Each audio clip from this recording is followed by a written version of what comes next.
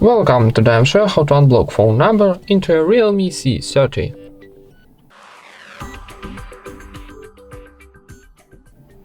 First of all, open your phone application. Then, in the top right corner we got 3 dots. Tap it and choose settings. Here go into block numbers option. And here we got 2 block number. So for unlocking, for example, this last one, need click here on the right side to cross. And confirm operation typing unblock one more time. And we got success message on the bottom. So let's try again this number and click here on the right side to cross to confirm. Now tap unblock one more time, and that's it. Thank you for watching, leave thumbs up and subscribe to our channel.